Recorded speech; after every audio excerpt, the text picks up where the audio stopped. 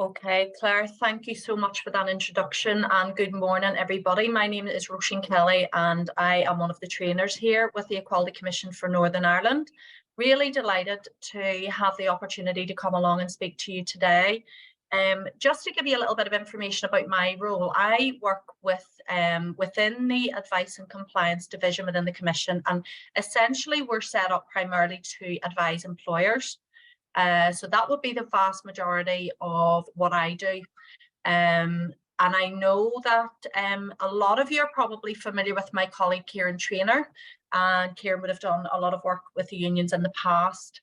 So there will be, I suppose, an employer advisory focus to what I'm going to cover, but I appreciate that that will be really, really relevant and useful for you guys here today. So I want to begin, I suppose, just by introducing myself, first of all, and also my colleague Rosemary from the Labour Relations Agency, and Rosemary will be co-delivering this morning's session. So this session essentially has been recently pulled together for two reasons, really.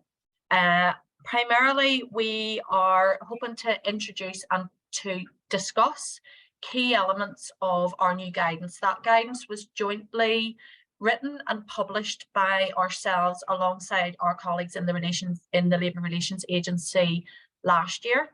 So I'll be talking to you a little bit about that and how that can be of use, we hope, to employers and yourselves and other interested parties. So I'll be going through that. And obviously as well, we'll be discussing the subjects of harassment and bullying in the workplace, and really our key guidance in terms of both organisations for proactively managing these issues, okay, and really the work that we do with employers in order to promote an inclusive workplace, and hopefully that will be of assistance to yourselves as well in terms of the work that you're doing alongside employers. So delighted to have so many of you here today, and thank you to Claire for covering housekeeping. I'm going to spend about 35 minutes or so just on my part before I hand you over to Rosemary. So without further ado, hopefully I can move these slides on. I'm not overly familiar with Zoom. I might need Claire or Tony. I'm not seeing an obvious button here. Yeah, if you just use the arrow buttons, you're in control now. Okay, perfect. Yeah, brilliant. Thank you, Tony. Great. Okay, so as you can see here, there's quite a bit to get through today in a relatively short amount of time. So I don't propose spending a lot of time on the kind of legalities and the legal position in relation to bullying and harassment, because we think that the most practical use of the time is to go through our, kind of practical recommendations around bullying and harassment. You can, however, read more information on our guidance. And I know that you'll have received a lot of that via email already, and I'm also going to be signposting you to everything that I'm going to cover today basically is in written format on our various guidance, and it's broken down into really user-friendly documents that you can have a look at after today. So today really is about giving you information on the practical tools that employers can use for managing these issues in a positive way. So we're going to look briefly at what constitutes workplace bullying and harassment, why it is vital that organisations have clearly defined policies and procedures for managing these issues, okay? And also we're going to touch on things like the culture within the organisation and the steps that we recommend employers take in terms of communicating those policies and putting them into, I suppose, visible and working practice within the organisation. Because if that doesn't happen, then arguably those policies are of very, very limited value, okay? So we'll spend a little bit of time discussing the key differences between the two concepts, and I know a lot of you will have this information already, but just for those of you that don't, or for just an opportunity to refresh yourselves on the key differences and also the similarities that exist between the two concepts.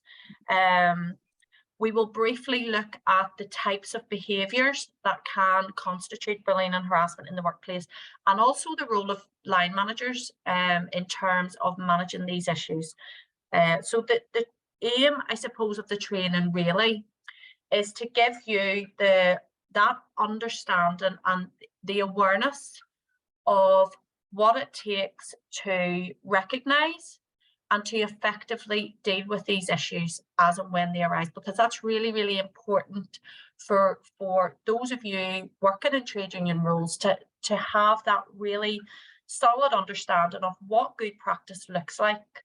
And, you know, that will hopefully put you in a much stronger position when it comes to, you know, negotiating and working with employers and getting employers to, you know, really take these issues seriously and be on the ball and to get it right ultimately. So I have a slide included here on the legislation. I would normally spend a little bit of time just, you know, getting into a little bit more detail in terms of each piece of legislation, you know, and who has protection under each piece of legislation, because they are, you know, well, first of all, as you'll probably be aware already, we do not have a single piece of equality legislation, the likes of the Single Equality Act here in Northern Ireland.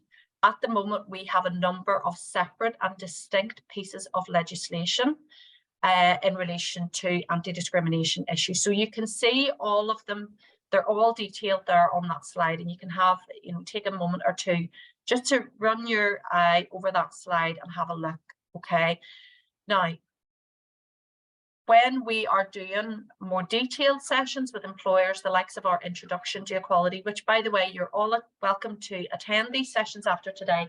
You know, if you're new to this area and you want a little bit more information, you know, feel free to have a look at our training program online and to sign up for those, because we do get into more detail, okay? Because each of the pieces of legislation, you know, provide protection and can be quite complex and quite wide-ranging in terms of the protection that they offer. So it is good for, you know, anyone in a role similar to yourselves to just have that good, you know, grounding and that good basic level of awareness. But what I would say to you is, look, if you are, you know, conscious when you're looking at that slide that, you know, I don't really know very much about this, or I'd like to know more, have a look at the Unified Guide to Promoting Equal Opportunities in Employment, which is on the employer section of our website, because it basically gives you all of the detail that you need initially in terms of who has protection under those each of those pieces of legislation. And obviously, when it comes to your work, you know, in terms of advising individuals, you'll need to know this information. So I'm not going to go, just due to time constraints, and obviously, as I've mentioned already, you know, the key focus for today's session, I'm not going to go into that in any more detail. If any of you do have questions, we will be setting aside, you know, 10 or 15 minutes, hopefully at the end. So, you know, feel free to raise any issues that you have then, or type them into the chat box as well, alternatively. Okay, I'm going to get into harassment in more detail because, as again, a lot of you will already be aware, harassment is a form of unlawful discrimination under the anti-discrimination legislation as it stands in Northern Ireland at present. So my focus for today will be looking at harassment purely because that is our remit in the Equality Commission. You know, we're responsible for raising awareness of the anti-discrimination legislation and the associated implications for employment. So harassment is a form of unlawful discrimination. I'll be getting into that in more detail. I have included a slide here in relation to third-party harassment specifically, because it's important to understand really what the current advice is in relation to third-party harassment. So from our point of view in the Commission, we are, I suppose, aware that, you know, it's not straightforward in terms of legal protection. Okay, so the sex discrimination order, for example, there was an amendment to those regulations in 2008, which made it the case that where an employer was aware that a member of their staff, an employee, had been subjected to harassment by a third party because of their age, their sex, sexual orientation, you know, disability, etc., where that employer had been put on notice or made aware that that had happened. Sorry, let me go back. It specifically refers to sex. So under the sex discrimination order, where third party harassment has occurred on 2 or more occasions, the employer may be made legally liable in the event that they do not take reasonable steps to protect that individual from the harassment that they're experienced by, for example, a service user, a customer, etc. So there is liability essentially under the legislation in very limited circumstances. So it applies under the sex discrimination order. That this came up as a result of a case, and that amendment hasn't been removed in Northern Ireland. It has been removed under the Single Equality Act in GB. So essentially where it stands at the moment is that there are protection, there is a certain level of protection, but ultimately when we're working with employers and we're advising employers, what we would be saying is, look, rather than getting bogged down in, whether there is legal protection as such, our advice is all employers, kind of worth their salt, ought to be proactive in terms of managing harassment, whether that be by a fellow employee or whether that be by a third party. There's lots and lots of reasons for doing so, obviously, other than just, we don't want to find ourselves on the receiving end of complaints. So, but that third party harassment is a little bit more nuanced than the other, the harassment on all of the other grounds in terms of the employment relationship specifically. So, and I'm going to get on to talk about that in a little bit more detail, okay? So I just wanted to mention that, and obviously with third-party harassment, employers ought to be taking those reasonable steps. There's so many business reasons, moral reasons, as well as in certain circumstances, legal reasons as well.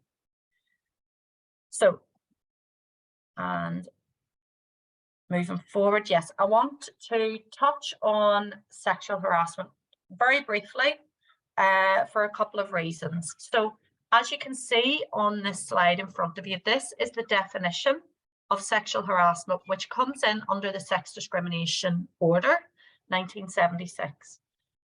I suppose it's important when it comes to the work that you're doing with employers and that employers are doing generally, it's important to make this distinction between harassment because a person is male or female, or because a person has undergone or intends to undergo gender reassignment, etc. And also harassment, sexual harassment. Okay, so unwanted conduct that is sexual in nature. Okay, we make a point of highlighting this when we are working with employers for a number of reasons. Primarily because every single year, in terms of the complaints that we receive to our legal division, our statutory enforcement division, sexual harassment complaints are, one of the top 3, generally speaking, year in, year out. Okay, so this issue is something that is still very much, being experienced in Northern Ireland and outside Northern Ireland as well.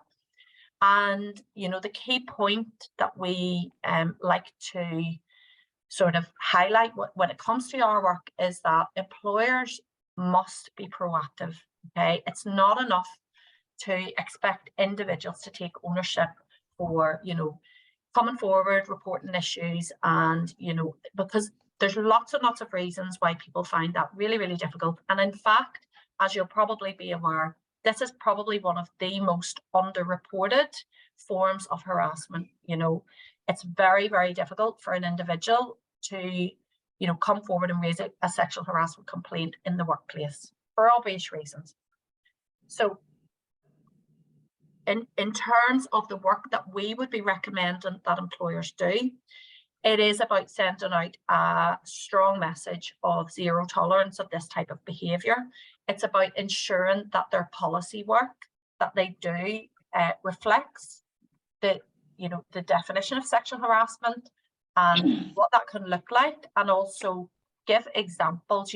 Ultimately, we recommend that the work that employers do in terms of educating their workforce generally, okay, and providing this information, is vital to getting it right, okay? Because you cannot sit back as an employer and assume that people know these things, because very often they don't. You know, very often employees, staff, you know, management even will not read these policies. We're all guilty of it. So the question is, how do you as employers actually go about condensing these messages and putting these messages across in the most, you know, user-friendly way that you know that your workforce are going to absorb that information, and more importantly, understand that yes, they have rights under these policies. They have rights in relation to working in an environment where they are free from sexual harassment, and also that they have responsibilities too, because that's a really important message to drive home. Okay, so when you are working with employers to review policies, you know, we would strongly be recommending that there are certain things that ought to be present within those policies, okay, in the first instance. So, for example, all staff that work for this organisation have a responsibility for reporting sexual harassment where they witness that behaviour, where they're aware that that behaviour is happening, and supporting colleagues who are subjected to such behaviours, you know, for instance. And also there's a role there in terms of ensuring that those employers are not only just, you know, developing the policies, you know, reviewing the policies, but also that they're communicating them correctly and they're getting those messages out there. Okay. So it's about being proactive as much, you know, if not more so than being reactive to these issues as well. Sorry, this is where I'm very familiar with Microsoft Teams, so it's just a slightly different platform.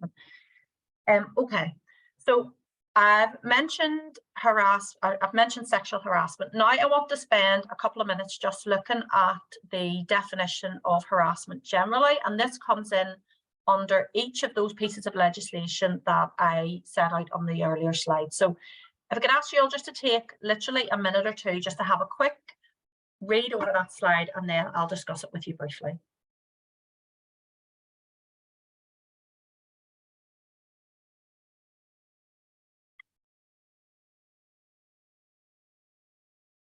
Okay, and I'm conscious that some of you will be familiar with this definition already.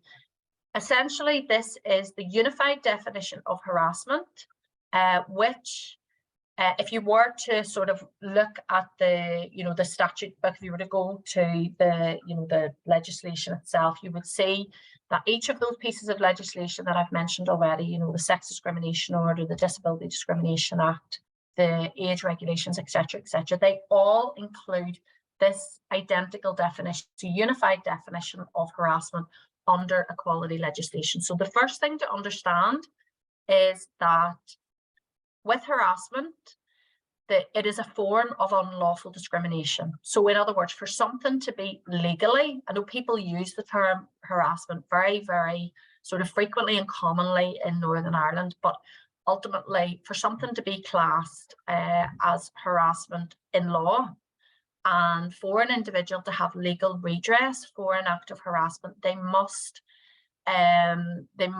be able to provide evidence ultimately at tribunal that the treatment was because of a protected ground. So as you can see there, harassment usually occurs where a person is subjected to unwanted conduct that is related to an equality ground that has the purpose or effect of creating an environment which is hostile, degrading, humiliating, or offensive or intimidating. Okay.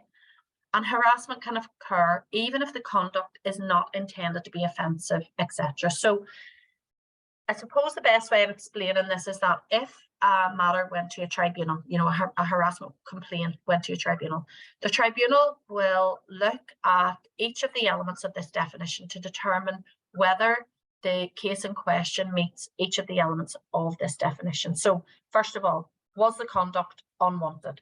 For example, where you have a case of, for example, sectarian banter or banter based on a person's age.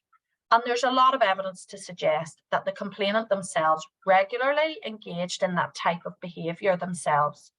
then it's going to be very, very difficult for that individual to show that that conduct was unwanted if they were engaging in exactly the same types of behaviour themselves. So there must be evidence to show that that conduct was unwanted, okay? You know, that they weren't, you know, kind of engaging in that behaviour. They weren't, you know, equally parties to that. And there has been case law around this where, you know, tribunals will be very quick to dismiss those types of complaints, okay?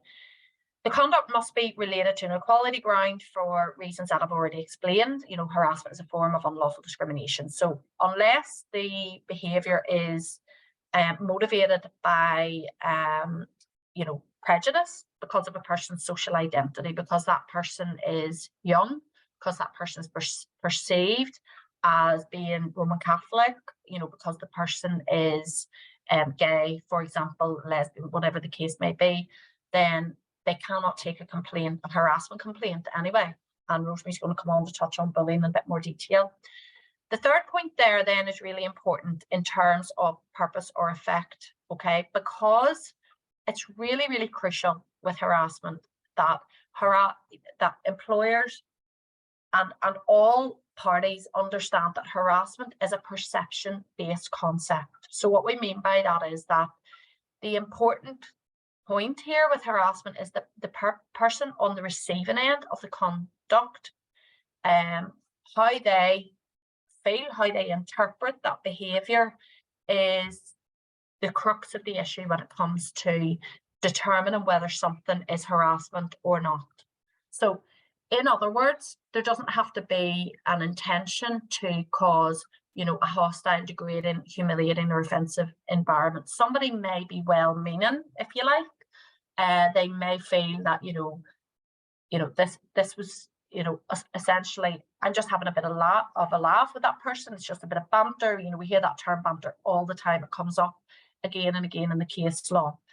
And, you know, ultimately, when it comes to a complaint, whether that be a complaint that is taken internally within an organisation or whether that's something that ends up in a tribunal, for example, the crux of the matter should always be whether the person on the receiving end of the conduct felt that their dignity was violated, whether they felt stressed, humiliated, etc. Now, I think the key point here is that employers need to inform and educate their staff that that is the case.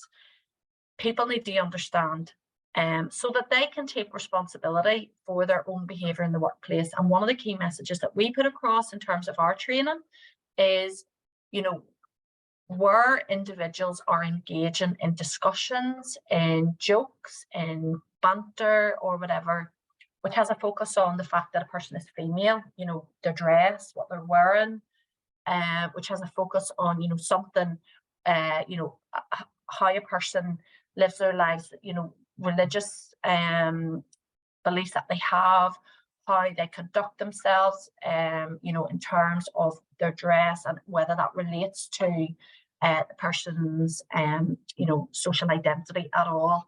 That is something that is always best avoided in the workplace, okay? And the thing about it is that the work that employers do in terms of getting their policies written well, you know, getting them written in a way that their staff are going to, you know, pay attention to. You know, there's been so many cases where, for instance, an employer has got it really, really right. You know, for example, they've recognised we have a young workforce here. So we need to condense our messages down. We need to give those messages verbally. We need to have conversations. We need to give examples, real life examples from case law, because we need to engage these people so that they will, you know, ultimately understand the key messages. And a lot of employers, you know, really, really get it right. Other employers don't get it right. You know, what they have done in some of the cases is, you know, they have got these really lengthy kind of formal documents, which they may have included, for example, in an employee handbook, which they hope that people read, but ultimately we know that they don't. So these messages are crucial. These sort of central key messages, they need to be included in your employer's policies, and they need to be communicated in the most effective way, bearing in mind the type of workforce that you have. Okay. Now, the final point I want to mention in relation to this is that, you know, we talk about purpose over effect and the perception of the person on the receiving end of the conduct, and that's really, really important. But there is also, importantly, a reasonableness aspect to all of this. So in other words, there will always be this reasonableness test. So in other words, would a person in the shoes of that complainant, in all of the circumstances, have felt that their dignity was violated, have felt that they experienced harassment in those circumstances? So there was a case, I'll tell you really, really briefly, that sort of explains this better. Essentially, it was a woman on maternity leave. Her employer was contacting her throughout that time, essentially to find out whether she was planning on returning to work and when that was likely to happen. That ultimately ended up in a harassment complaint that she took to tribunal under the sex discrimination order. So in that case, the tribunal, as I mentioned already, they look at each of the elements of the definition set out on the slide there, and they'll say, you know, does this particular case meet the elements of this condition? So they agreed, yes, the conduct was unwanted. She didn't want to receive the phone calls, emails, whatever the case may be. It was related to an equality ground because she was a female, she was on maternity leave, so that was fine.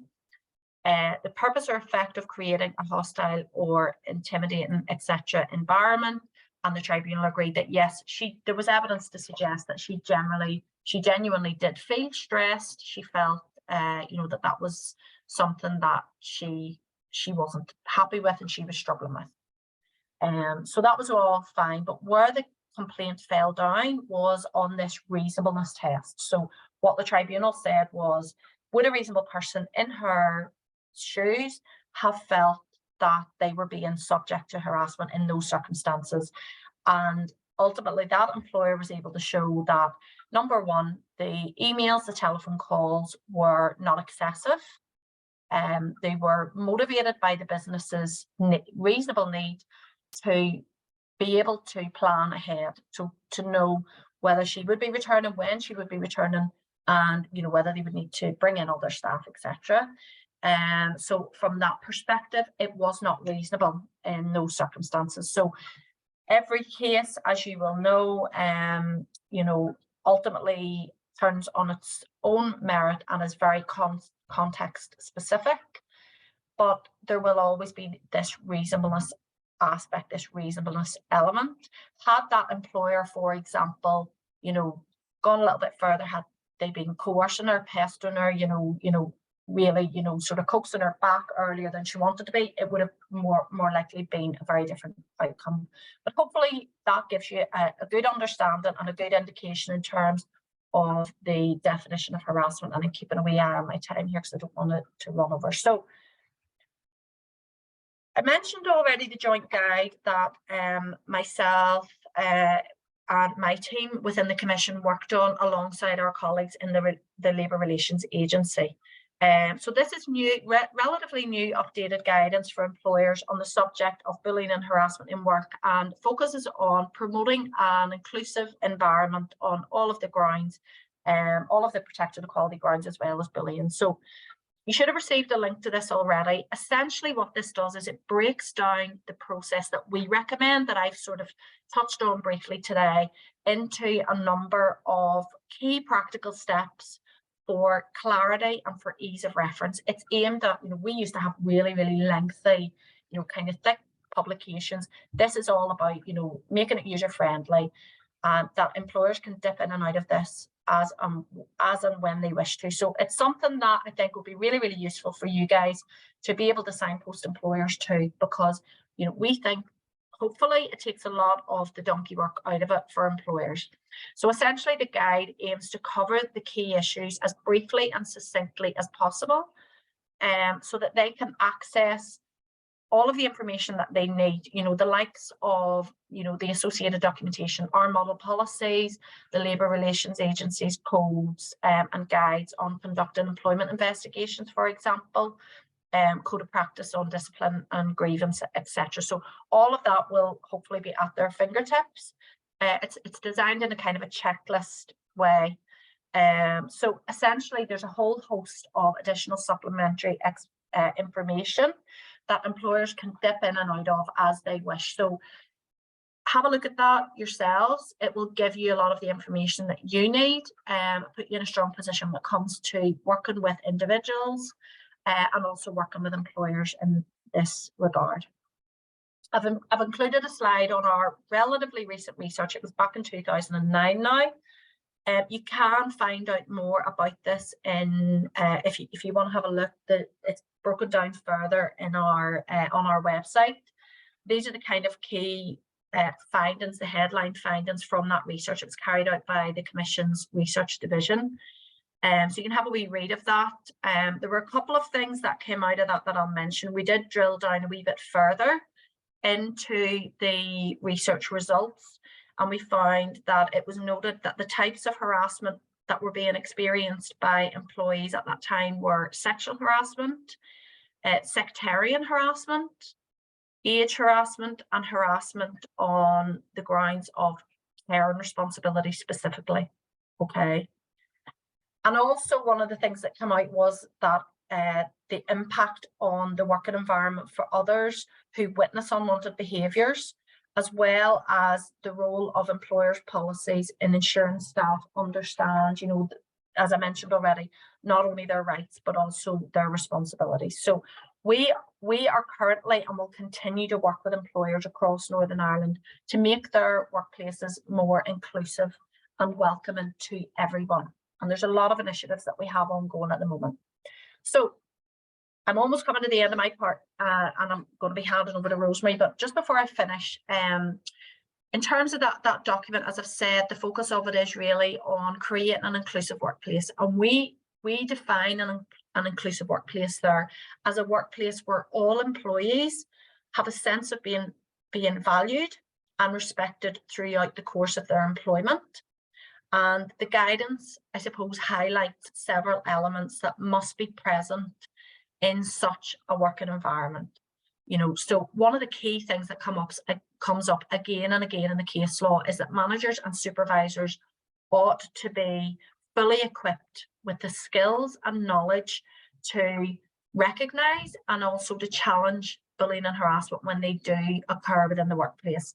And that's vital. It's about what training have line managers had specifically in relation to their role, because it comes up again and again that they are in a very unique position and a strong position in terms of, you know, they're on the ground, they have the opportunity to nip these issues in the bud.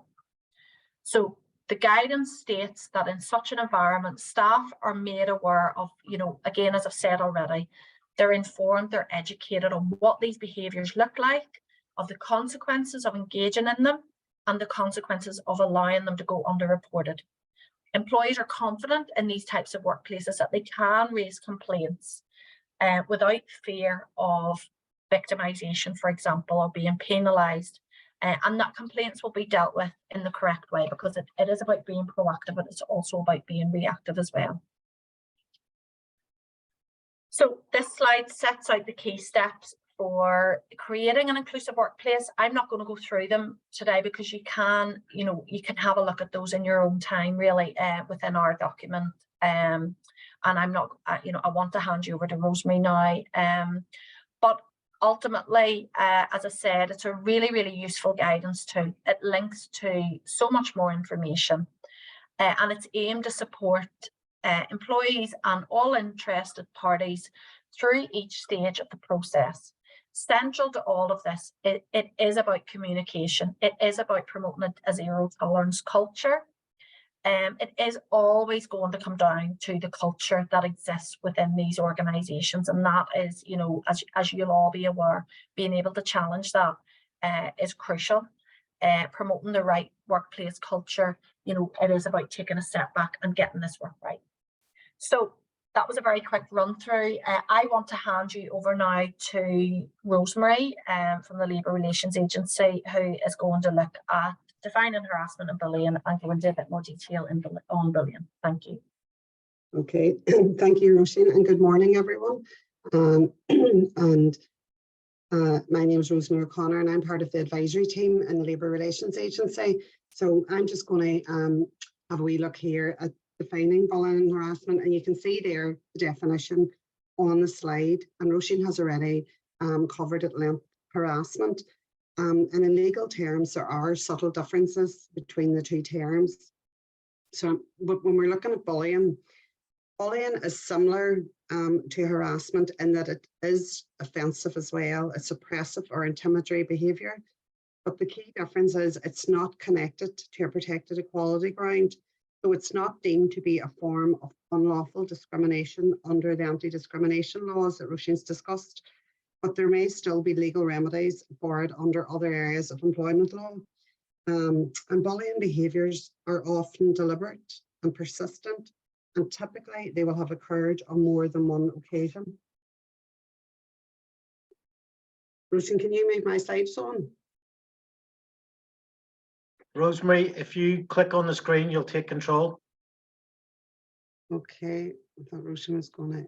Okay, that's fine, no problem. Thank you. So as we've noted, there are clear differences behind the definitions, and whilst the behaviours may appear the same, as I say, the key point is in considering the motivation behind the behaviours, and this will determine the legal route for challenging the behaviours, which are different.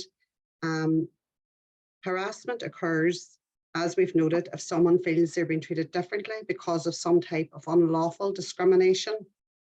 Where bullying occurs if someone is being treated differently and they just don't know why. It is maybe things such as a personal dislike, jealousy, revenge, weight issues, the boss's favourite, etc. The list is endless. But bullying is something people just can't put their finger on why it's happening. There is legislation in place to deal with harassment, but there is no specific legislation to deal with bullying because bullying is perception based. And to date, we don't have any specific anti-bullying legislation.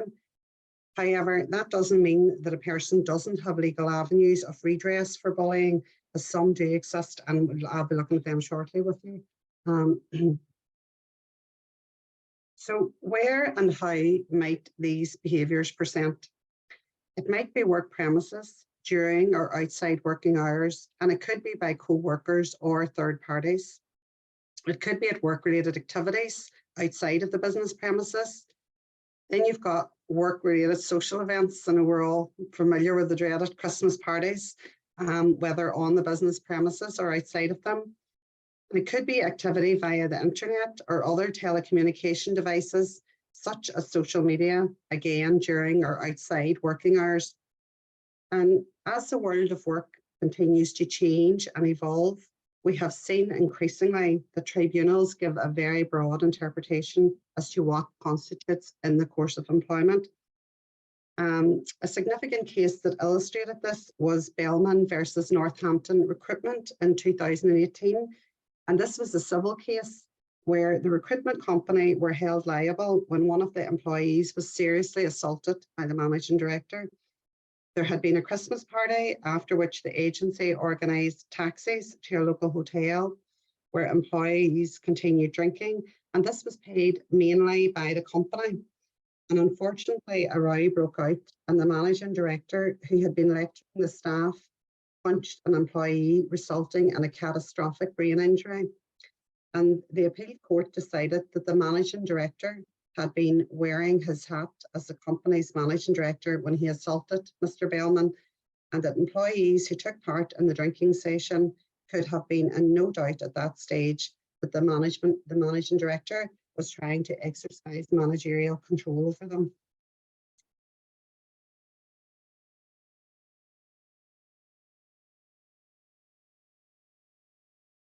Okay, so let's focus briefly on how bullying and harassment behaviours might present so that you can recognise it in your workplace.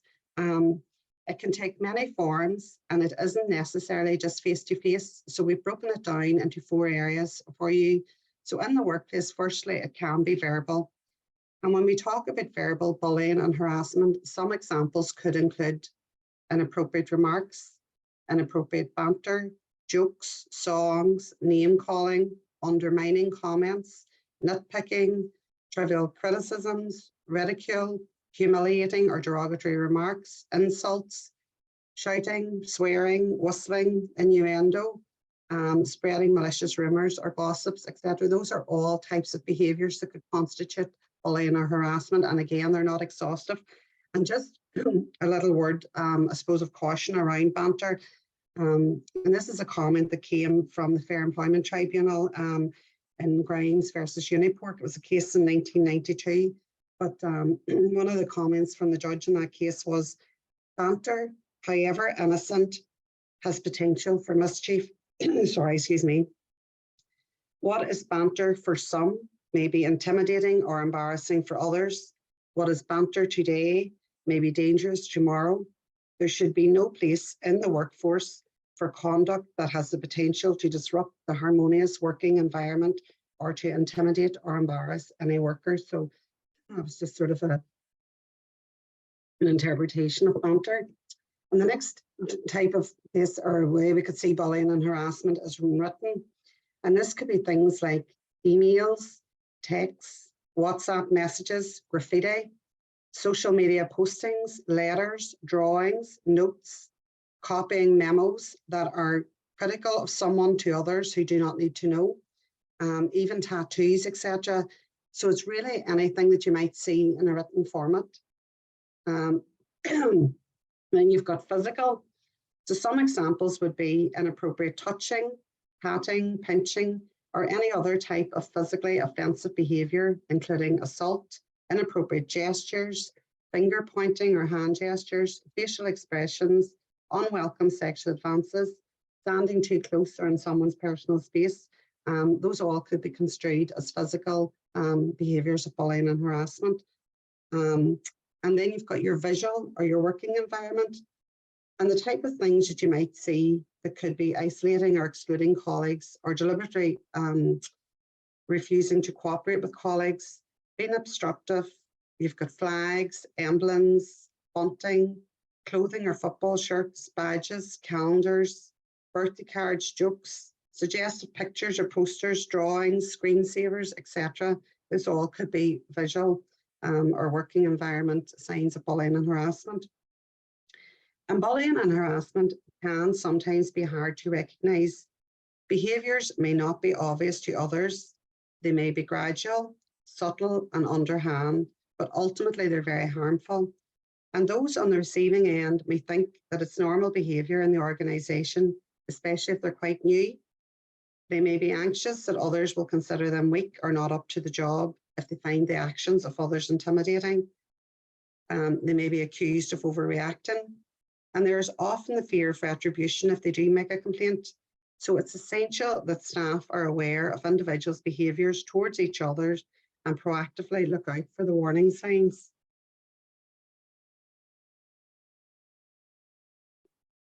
So how does or how should a workplace deal with bullying and harassment behaviours or complaints if they're raised?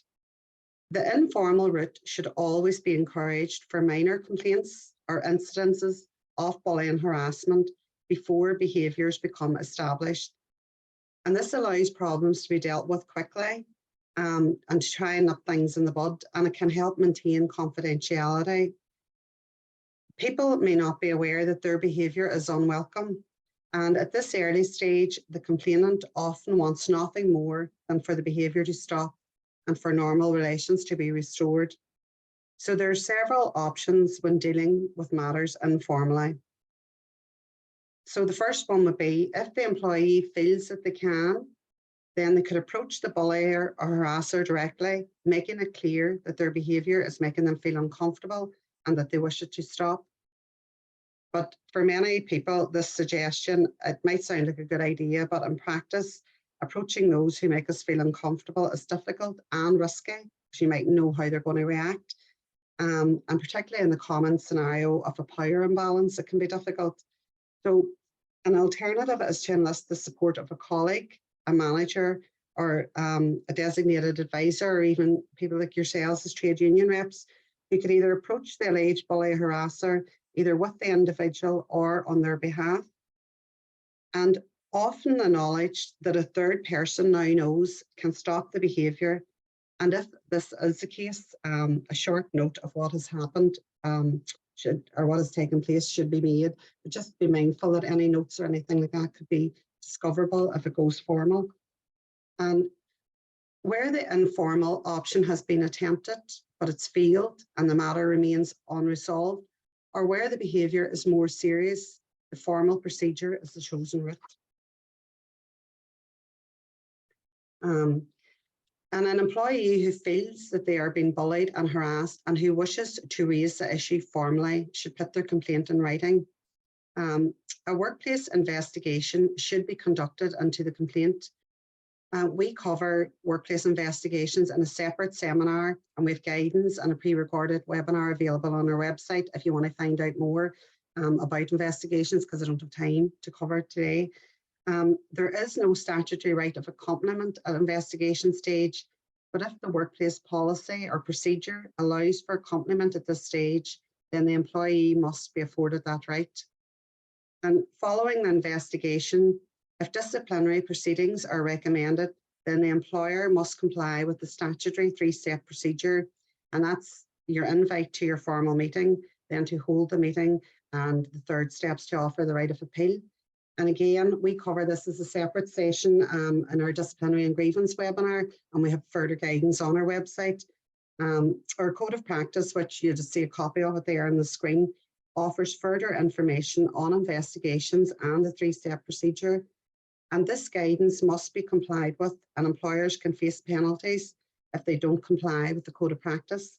And at all formal meetings, the employee has the right of accompaniment.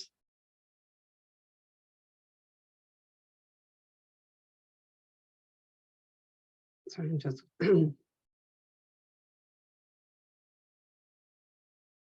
okay. So the slide that you see there on your screen, it shows various legal routes that have been used to challenge bullying. And I'm not going to have time to go through all of them, but you may want to have a look at some of them in your own time. But the first legal route there on the slide to challenge bullying is to bring an unfair dismissal or a constructive dismissal complaint. If an employee has been dismissed for raising a bullying complaint, or they've been dismissed for long-term sickness due to a bullying issue, they could pursue an unfair dismissal complaint. If an individual believes that the employers have not dealt with their bullying complaint and that they've no option but to resign, they could pursue a claim for constructive dismissal. And in both these situations, the employee must have 1 year's service. For a constructive dismissal claim to be successful, the employee must show that the employer was in fundamental breach of the employment contract, that is the breach of the implied term of trust and confidence. And a case that illustrates that quite well, that I'll tell you a little bit about, is that Taylor versus Crawford-Spernin in 2013. And this was a tribunal, or this was a complaint where the tribunal held that the claimant was unfairly, constructively dismissed. Mr. Taylor was a head chef in Crawford-Spernin, and he was subjected to bullying by the owner and the 2 directors who were the owner's sons. There were several meetings where he was called in and he was verbally abused by the 3 of them. He had no opportunity to put forward his case. He had no representation. There was evidence of a very unrealistic workload and budget. The employer didn't deliver on training. They abused him for things like the quality of desserts that were coming out of the kitchen, even though he had consistently asked them to employ a qualified pastry chef, as they didn't have one. But so they were just saying that that was really unrealistic. They also had cancelled the deep clean in the kitchen to cut or to save costs. But then they came in front of the staff, they abused him about the state of the fans, etc. And it was felt they undermined him in front of his staff. And at the last meeting that he had with the owner and the directors, he was physically sick after he left the meeting. And the tribunals also held that any minutes provided did not accurately reflect the meetings, that they were very one-sided and sanitised. And he claimed constructive dismissal due to bullying, and he was successful in the tribunal. And then the next avenue of redress is a breach of contract claim. And this is a breach of an implied term of the employment contract. So for example, that the employer will render reasonable support to an employee to ensure that they can carry out their role without harassment and disruption by fellow employees. And also the duty of care to provide a safe working environment and a duty of trust and confidence. These claims for breach of contract are usually taken through the civil court as an alternative to tribunals, because compensation can be higher, and it's usually more appropriate in high earning roles or where the individual doesn't have sufficient length of service for an unfair dismissal claim. And a very famous case there is that Horkulak versus Cantor Fitzgerald, and he was successful in his breach of contract claim. It was a very high profile case, as the claimant got awarded almost £1 million in damages and costs by the High Court, and his appeal, the appeal was also upheld at the appeal court. And this case determines that foul and abusive language by the employer destroyed trust and confidence between the employer and the employee. And I suppose for Cantor Fitzgerald, it was a very expensive mistake. And the details of that case were Mr. Horkulak was a senior worker, and he was subjected over a substantial period of time to abusive language from the chief executive.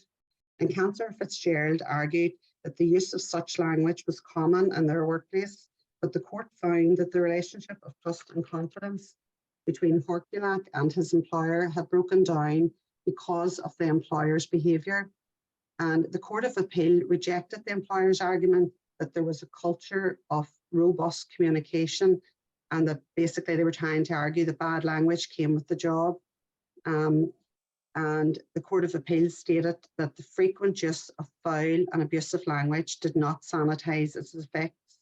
So, and the key point there was the use of foul language in the workplace is not necessarily deemed unacceptable, but its use can undermine the relationship of trust and confidence between the employer and the employee. And the test of whether trust and confidence is broken down is an objective one. And this means that a court or a tribunal will assess how an independent third party would view the situation rather than how the employer and the employee would view it. So that was that case. And then the rest of the cases there, I'll just go through them briefly, but I'm not going to go through the details of the case. So another avenue of redress is health and safety, to raise a claim under health and safety. Employers are obliged to provide for employees' health and safety, welfare, a safe system of work, which includes protection against psychological injury. If an employee felt that the employer was failing to fulfil their obligations under health and safety legislation as a result of bullying, then they could make a complaint to the health and safety executive or their local authority. And that West Dorset Hospital Trust case there was such a one where there's a successful claim. Employee could also raise a personal injury claim. Employers have a common law duty of care to their employees, and if an individual has suffered physical or psychological injury as a result of bullying and hence negligence by the employer under their health and safety legislation, then the individual could pursue with legal assistance a personal injury claim in the civil courts. And a number of stress claims have been pursued in this way. And that Walker versus Northumberland County Council, she was a social worker, and that was a successful claim. And then you've got, you could raise a claim under public interest disclosure. So an employee who has made a public interest disclosure about bullying, where they can demonstrate that this is a breach of law, for example, in this case, it was a health and safety breach, they have protection from detriment or dismissal as a result of making such a disclosure. And alternatively, if you're bullied as a result of making a public interest disclosure, for example, fraud, then you have protection under the public interest disclosure legislation, which was that Cumbria County Council case. And the final one there is protection from harassment. And harassment is defined here in the Public Harassment Order Northern Ireland. It's not equality based, and therefore it's different to that described in anti-discrimination legislation, and there's a very high threshold to succeed in this claim. But if a person pursues a course of conduct which occurs on at least 2 occasions, which can include alarming another person, causing them distress, or putting a person in fear of violence, and which is objectively judged to be oppressive and unreasonable to the extent that it would attract criminal liability, then the recipient of the behaviour may have a legal avenue of redress. It has been successfully used in a few employment situations to pursue claims of bullying, which amount to harassment as defined by the order. And a successful claim there was that Guy's and St Thomas Hospital case, where this was an example of homophobic bullying and stalking by a workplace colleague, and the employer was held vicariously liable. So just before I hand back to Roisin, I'm just going to talk about how workplaces can positively raise awareness of equality, diversity and inclusion, and promote a workplace culture where the risk of bullying and harassment can hopefully be mitigated against. I'm just going to talk about some things that we have done in the Labour Relations Agency, as we recognised ourselves that we could do more to promote equality, diversity and inclusion. So some of the steps that we took included, we've appointed a member of staff who is our EDI champion, and their starting point was to develop an inclusion and belonging survey in consultation with the trade union side, senior management and employee rep groups. And from that, an EDI action plan was developed. And other initiatives that we've undertaken are, we have a monthly email updating staff on EDI matters. We have a range of lunchtime speakers connecting the talks with our EDI work and the diversity and inclusion calendar of awareness days and months. And we've had speakers and events connected to Black History Month, International Women's Day, Disability, Chinese New Year, Holocaust Memorial, and we participated in Belfast Pride and Foyle Pride.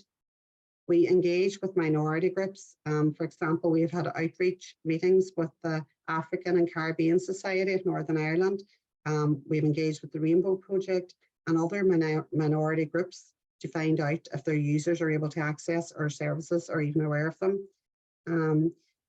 We have a range of staff networks, and we've launched these as a safe space to share and to raise diversity and inclusion matters and drive change within the workplace. And a few of these sort of staff networks have been LGBT and Allies Group, a Women's Network, we have Disability and Long-Term Conditions Network, and we have a Carers Network. And then we have staff training, and all our staff have completed Dignity at Work training, unconscious bias training, sexual orientation and gender awareness training, which was delivered by the Rainbow Group, and disability awareness training. We are now a founding member of Neurodiversity in Business, and we've just got the bronze accreditation from Diversity Mark. And the key to all this working is communication and engagement to get staff buy-in, and everyone is responsible for our EDI journey, and that this is sponsored at the highest level by our CEO, and it's heavily endorsed by the board. So as trade union reps, maybe you picked up some ideas that you could take back into your workplace to ensure that EDI is on everyone's radar. So thanks for listening to me, and I'm just going to hand back to Roisin. Thanks very much, Rosemary. Okay, I'm not going to keep you for much longer. I am going to, if I can get these slides moving.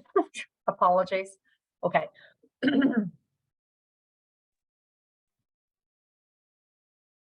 All right, I just want to move back one.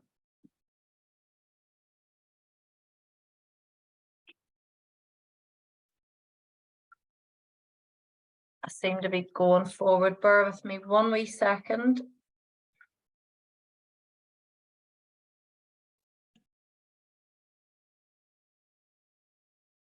Thank you, Tony, I think it is. Thank you. Sorry. I'm really familiar with Teams, but I haven't used Zoom very much, so it's just the different buttons that kind of throw me a wee bit. Anyway, okay. That's fine, so Roisin. I'll move them on for you. Perfect. Thanks a million, Tony. Okay, so I want to literally just spend a few more minutes just closing off the session really with given you the guidance that we would share with employers in terms of next steps. Okay, so it's really just building on what I've talked about already and what Rosemary has covered as well. So this is almost, I suppose we would call it like an audit tool, and it comes from our Unified Guide to Promoting Equality of Opportunity in Employment, and also from the new guidance document that we have published.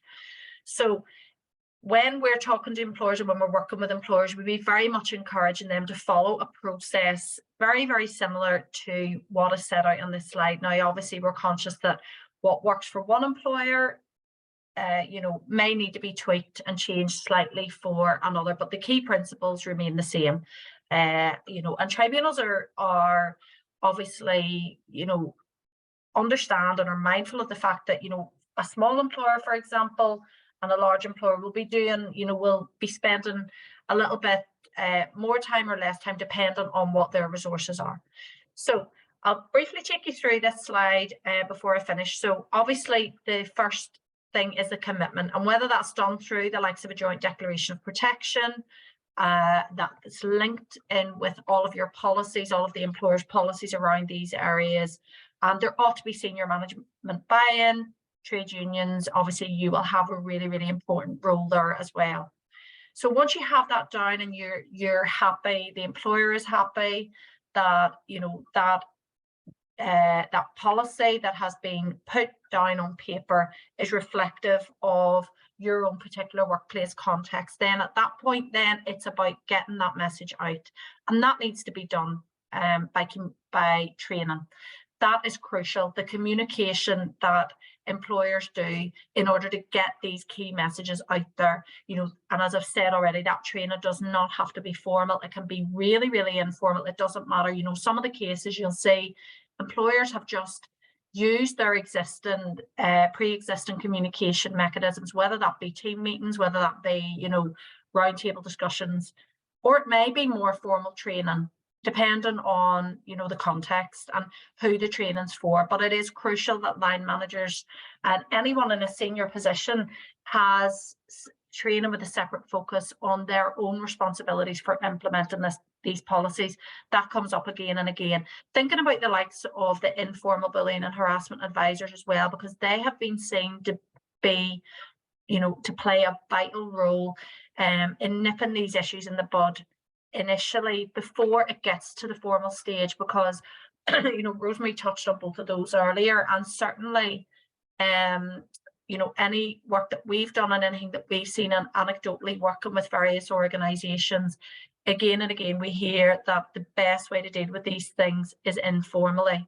You'll know that once we get into formal investigations, it can be very, very time consuming, resource intensive, and also really damaging to the relationships for everyone involved, and very, very stressful. So think about the likes of the informal harassment advisors and the role that they can play, and how obviously yourselves as well as trade union representatives can support the employer and the individuals as well.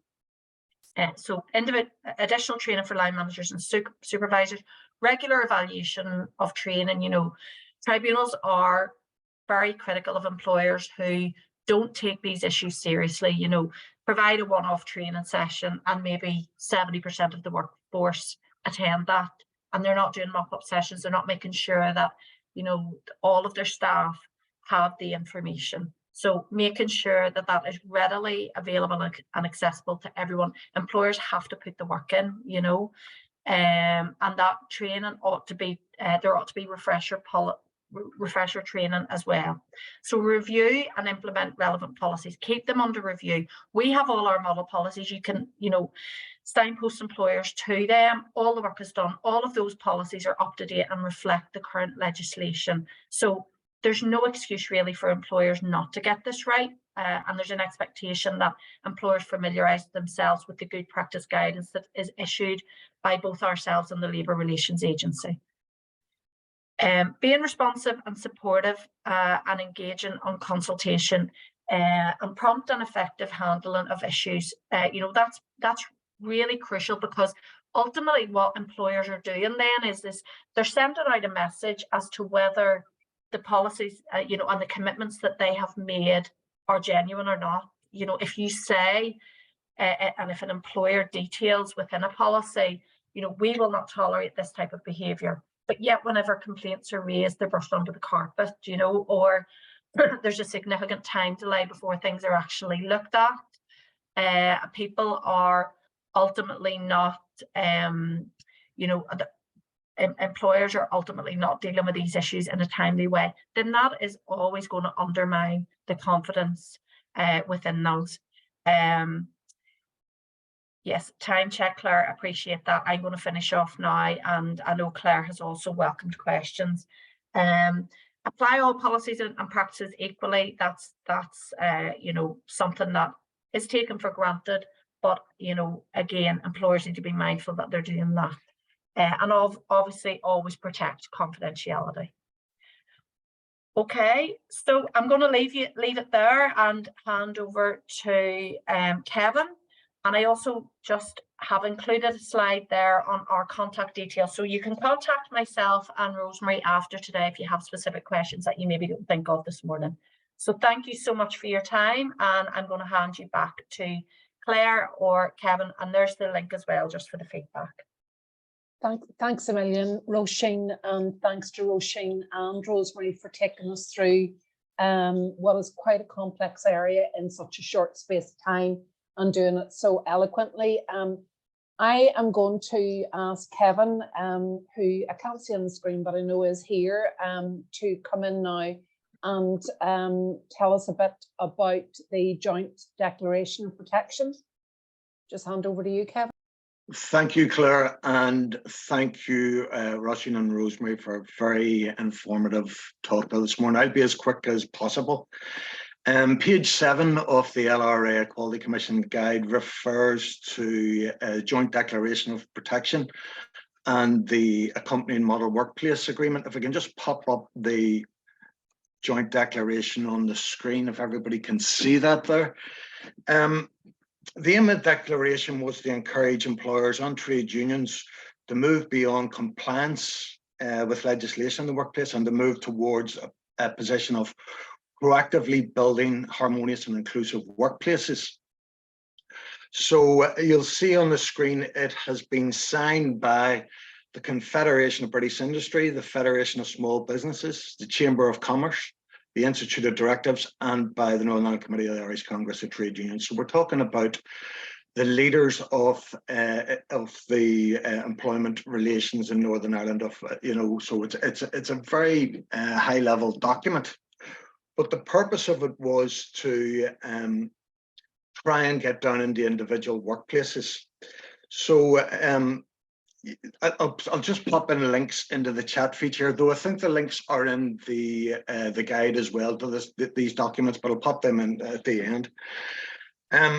You'll see in the document, it refers to a previous document in 1993. I'll come back to that just very briefly, but you'll see in the second paragraph, we declare that everyone has the right to work in a harmonious and inclusive environment, an atmosphere in which all workers are encouraged to apply their diverse talents, in which no worker feels under threat or experiences intimidation. It's powerful words within this document. You'll see that the original document in 1993 solely, and it was between CBI and Mick Actoon, it solely dealt with sectarianism. But as we know, there is an inertia in the workplace, and there can be an inertia that sense things that can be seen as sensitive issues, we don't like to raise inside the workplace because it can cause disruption. But unfortunately, every now and then, disruption occurs and an incident happens. And then we're scrambling around trying to resolve it, and people reach for policies, which as Rosemary correctly pointed out, or maybe it was Roisin, people don't really look at ordinarily. So whenever the disruption happens, it's too late really for the individuals involved in it. So the idea behind this was to try and move beyond this position of just having workplace documents and really move into a new culture. The sectarianism in 1993, we moved on from that. The Employment Relations Roundtable moved on to recognise that we needed to take on board all the protected characteristics in the equality legislation to make sure everyone was covered. That it's not just about sectarianism, not just about race. So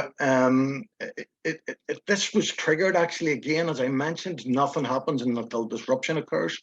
You will recall in 2012 there was large societal disruption around the flags protests. This is what was the trigger behind this document, developing that.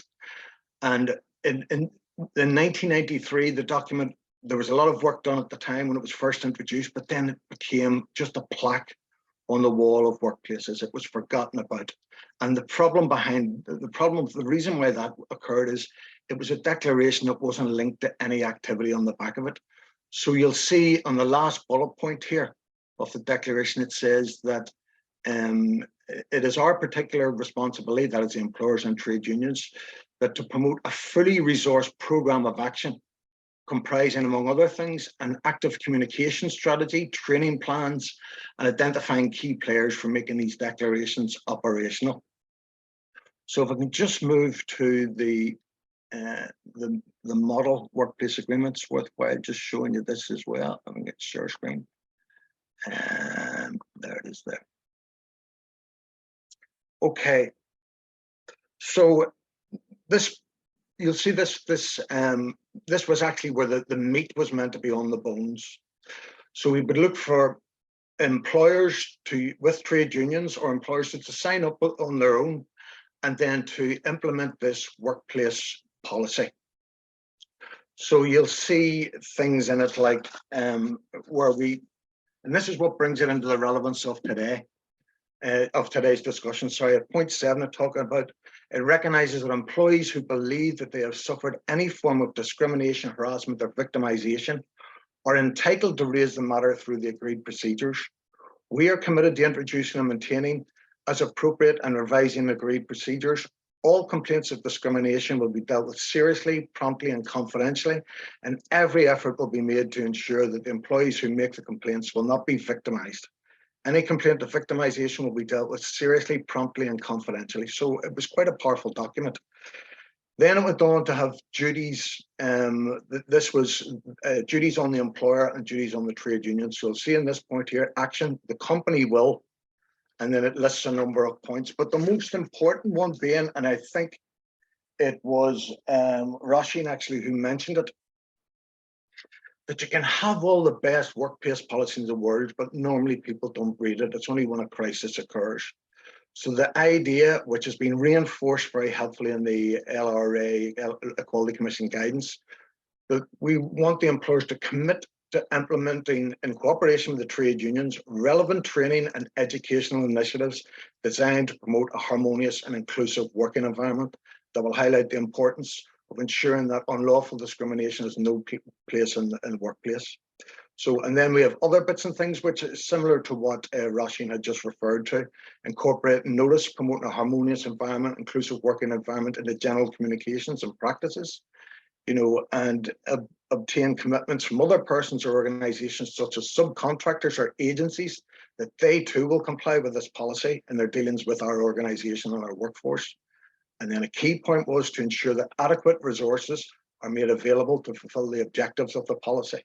So we're asking, so it was calling on all employers to put the resources and the time aside to make sure people were adequately trained, and understanding is key as well, because we know that we have a sizable ethnic minority community in this country now, and not all of them are fully fluent in English. So the policies that the employers have, employees need to understand them. They need to know how to protect themselves and what are the processes. So they should look to making sure that the policies are translated into languages that the workforce fully understand. And there's also then, again, which is an important point that Roisin and Rosemary raised, that this is an ongoing process. There should be a review of this. This shouldn't be just a one-off initiative. This should be continually reviewed, and that employers should be looking at any instances, going back over the grievances that they've seen and see if there's any instances of harassment taking place. If there's any patterns, then they should look to recommencing the training again. So I think really the reason why we're bringing this to your attention today, that this is a tool that you can bring along with the LRA and Equality Commission guidance. You bring it to your employer and say, look, the organisations that you have signed up, you're probably a member of, the CBI, Institute of Directors or whatever, have developed this and are supporting this. And so if you put this, bring this to the employer as well and use this as part of your collective bargaining approach, it can help to get the employer to take action. And just one final thing I'd like to say, Nick too also runs training programs, and we run a very good course on bullying and harassment. You should look to the program, which will be being refreshed after Easter, and there'll be another course on it then, which will be useful to get on it. Thanks, Claire. Sorry for taking so much time. No, Kevin, that was great. Thanks a million. And I think really tied into the discussion from earlier.